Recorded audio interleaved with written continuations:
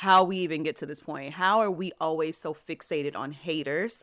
Have you ever caught yourself creating this fake argument in your head between you and another person? Maybe you felt like you didn't say everything you needed to say to them last time, and 9 times out of 10, that person probably isn't thinking about you. I have. Or posting about the mysterious haters. Are you doing that? Then you, my friend, are obsessing over haters for no reason. Now, I know that there's a lot of discourse out there about haters. T.I. tells the haters get on their jobs. Haters are my motivation, blah, blah, blah. I've heard it all. I've lived it. I've seen it. You may be giving haters too much energy, and it is negatively affecting your productivity and your mental health. So in this video, we're going to talk about how we even get to this point. How are we always so fixated on haters? And then we're going to talk about the negative impacts it has on us. And then we're going to talk about a few ways to fix it. So if that's something you're interested in, stick along with me and let's get into the rest of the video. If you are new here, my name is Quenisha and I am your host, coach, teacher, and fellow baddie, and this is Be a Better Baddie. I publish weekly episodes where I talk about productivity, mental health, wellness, girly things, everything in between. So if that is right up your alley, be sure to subscribe so you can always see more content. Now, why do we find ourselves fixated on the haters every chance we get? And I'm talking about haters broadly, not just haters lurking in the shadows. I'm talking about we've gotten even to a point in society where we call our own friends haters because they don't like our social media post or engage the way we want to, which I'm going to touch on social media in a bit. But as humans, we are already wired to draw all of our attention to negativity as quickly as possible. Even though I know that intellectually, I still catch myself finding more value in the negative when that's not what I should be doing.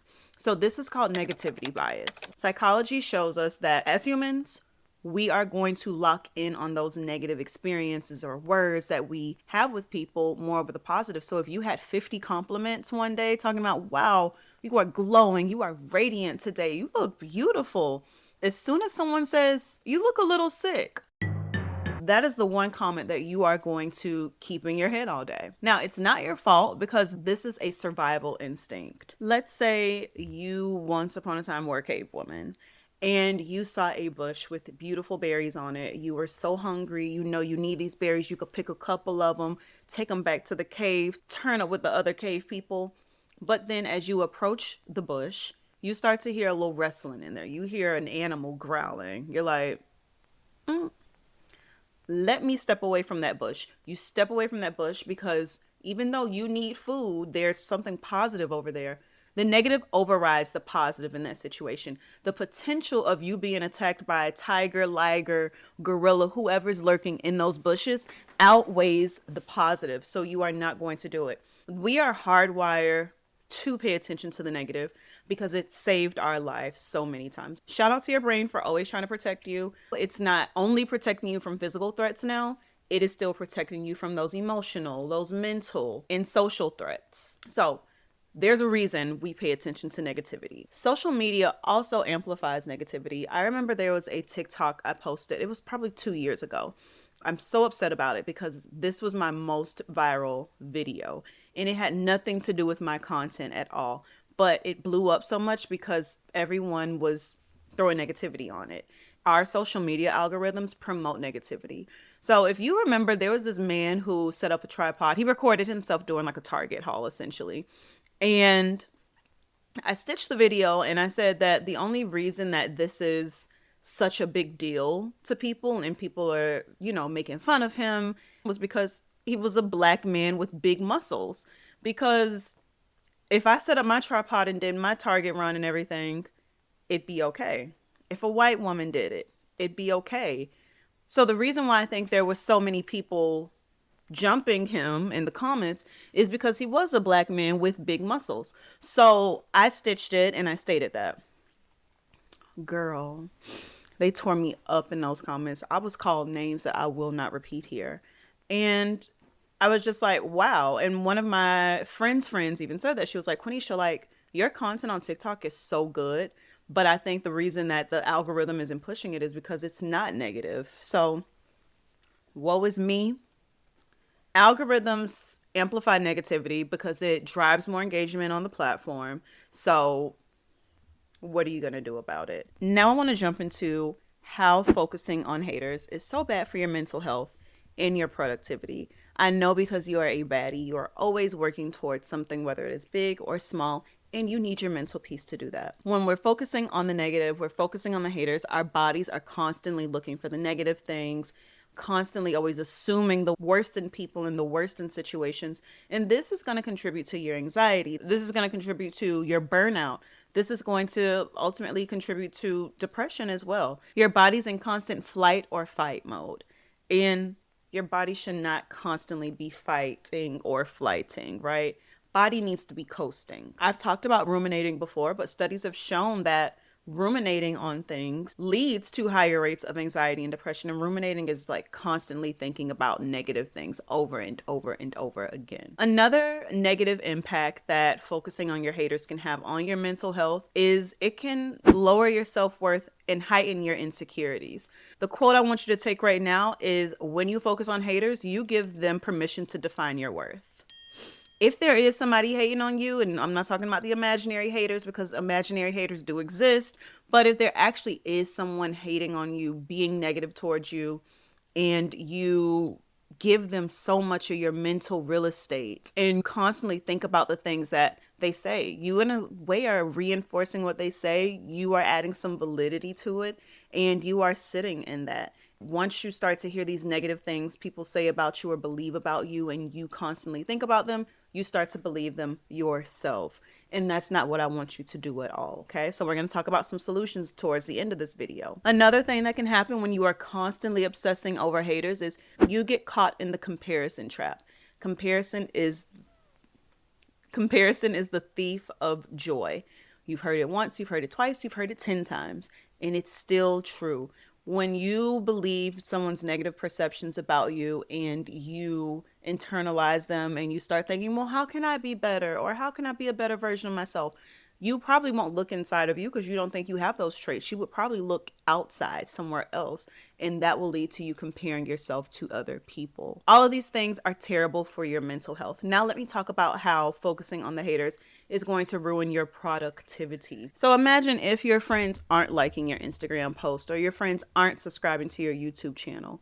Would you rather waste time and energy on trying to figure out how to make a TikTok video that kind of disses them but not really? Or would you rather just go create your content, go find your people, go find your audience? I hope you said the second one. Yes, you don't want to waste energy and time spiraling on what others are thinking about you or what others are saying about you when you can be investing that time in yourself. The more time and energy you spend on your haters, the less time and energy you invest in your future self. Another way that this is going to affect your productivity is it's emotionally draining. All of your creativity, all of your focus, all of your motivation, you only have a limited amount of that per day. You really do. Just like willpower. You got a little bit. So don't waste your time on people's thoughts and opinions when you could be giving yourself the best energy that you have for the day, the best motivation, the best creativity that you have for the day. And it's going to affect that because you can't really throw yourself into that project because you may think, what is this person thinking about me right now? It doesn't matter. It doesn't matter. And then finally, it's going to affect your productivity because you are going to lose momentum. Thinking about what people think about you or what people have said about you, that is going to keep you stuck where you are and looking backwards. You can't move forward if you are constantly thinking, what will others think about me if I do this? What will this person say if they find out I did this? You're not moving forward. You're keeping yourself stagnant. You're keeping yourself stuck. You're keeping yourself scared. And if that's what you want to do, cool. But I doubt that's what you want to do, especially if you made it this far in this video. Be sure to subscribe and like this video if you like what you are hearing so far. So now I want to jump into how to break free from this mindset, how to break free from the shackles of the haters. Some of us like to play the victim. Now, I'll do another episode about this if you're interested in it. One of the biggest questions I want you to ask yourself as you're listening to this podcast is, am I a person that has fallen victim to victimizing myself? I think that the person who says that I can't do this because such and such will think this, or such and such did this to me in the past and that's why I can't do it. Just kind of taking everything that is wrong with your life, what you perceive to be wrong with your life, and blaming it on other people. That is what I think someone playing the victim is. So if you feel like you sometimes do that, or if you feel like literally the reason why you're not where you want to be in life is because of other people, exclusively because of other people, not because of anything on your part, you may need to think, are you playing the victim? Because if you let that many people have control over your life, then that could be you. Okay. And it's important for you to step out of that mindset, step out of that thought framework, and feel more empowered in your life and feel like you are in control of your life. I like to call that a person living life versus letting life happen to them. You don't want to let life happen to you. You want to make life happen for you. Okay. How to break free from this mindset. Because there are practices that you can do if you feel like you are letting the haters control your life, or you are letting haters' words really get to you. And there are things that you can do to stop that from happening and move forward in your life.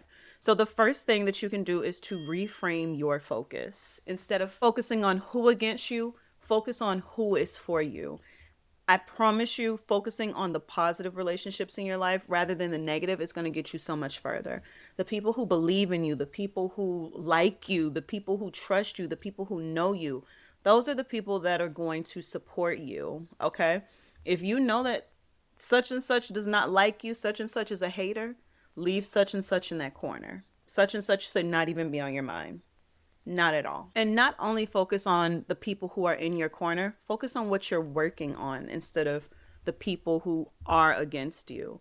If I sat here and focused on the people who may be taking screenshots of my YouTube videos, or the people who may send my posts to their friends just to make fun of me, I would probably be in a horrible spot right now and wasting a lot of energy. Instead, I'd rather create the content I know where I'm going to get eventually. I know I just need to keep going. So focus your energy into that, and that is where you will see results. We've all heard the saying, energy. Every time I try to say a saying on here, I forget the saying. I'm going to summarize the saying. It's the saying something like wherever your energy and focus goes, that's what grows. Okay. I'm going to leave that right there because I'm not even going to try to figure it out. Now, the second thing that you can do is to flip the script. This is my favorite one, right? People love to say they just want to see me fail, right? All these people are following me. They're not liking my pictures just because they want to see me fail. Let's just say they're going to watch you succeed. Let's just say these people want to see you succeed. And guess what? You want them to see you succeed. So why not flip the script? Instead of in your head constantly painting this picture, they want to see me fail, they want to see me fail, they want to see me. Why do you keep talking about failure? Why do you keep talking about failure? They want to see you succeed. And guess what? When they see you succeed, they will just see you. And then what? And then what? I always like to say, imagine the best could happen. We always think about the worst that can happen. What is the best thing that can happen? I've heard about best case scenario journaling. I haven't gotten into it yet. I think that this works for me in real time. I'm like, they want to see me fail. I'm like, no, they're going to see me succeed instead. And then I can go forward with it. The last thing you can do to shift your mindset is to measure your success differently. Instead of creating goals and milestones that other people will find impressive or that other people can identify with, create your own personal milestones. So I caught myself doing this with running recently. In my next video, you're going to hear me talk about how I'm refocusing my running goal and reframing it. But for the past 2 months, I've set a goal to run a certain number of miles for each month. November, I ran my first turkey trot. December was a crazy month because it's Christmas, it was cold, blah, blah, blah, blah, blah. I set a goal to run 15 miles that month. I ran 5 miles. Mind you, I'm not training for anything. I like running. I'm not like woo gung ho about running, but I like running. Like it was completely arbitrary. January, I decided to scale back. I say, okay, 10 miles. And I posted them on Instagram and I was like, well, where did I get these numbers from? Why did I say I was going to run 15 miles in December? Why? Why? So I've instead shifted the way I'm going to think about this goal. So make sure you come to the next video to hear about how I am refocusing and reshifting things so that I can set personal goals and milestones that satisfy me and not what other people think. Granted, nobody asked me to run 15 miles. I did that myself for no reason. Another thing that I'm going to start doing to measure my success differently is writing down my daily wins. I've seen so many iterations of this. Maybe someone writes down a win a day and put it in a jar, and then they look at them at the end of the year. But I'm just going to start putting them in my planner, documenting 2 to 3 wins for each day, because each day there's a little win. Little wins add up to big wins. So just take some of it and think about what you're going to do, okay? Just take some of it. So I'm ready to close out this video, and I want to leave you with these words. Haters are only as powerful as you allow them to be. If you allow somebody to live in your head rent-free, talking crap about you to your own inner critic, you need to play a different game. That's not the game for you to play. Try one of these steps, try one of these practices that I just talked about, and see if you can shift your mindset. As with everything that I talk about, it's not about doing this major overhaul. It's just little food for thought, little snacks that you can implement into your day to be a better baddie. You do not need to feel like you need to go and overhaul your entire personality or go do an entire personal rebrand. That's unnecessary, okay? Small little nuggets, add them to your day, and you're a better baddie each and every way. Did y'all like that? Okay, I will see you all in the next one. And in between then, I want you to think about how much time have you given haters? And for what reason? I want you to comment below and tell me what you could have done with the time that you spent worrying about haters. So for instance, for me, instead of worrying about haters, I could have been filming a YouTube video. Instead of worrying about the haters, I could have been practicing some choreography. Instead of worrying about the haters, I could have been reading my book. Instead of worrying about the haters, I could have been writing my grocery list. You see? There are so many things that you could be doing, and I know you have so many wonderful things to do with your life and so many things to contribute to the society. So until then, I hope you have a positively productive, self-loving day, and I will see you in the next one. Mwah!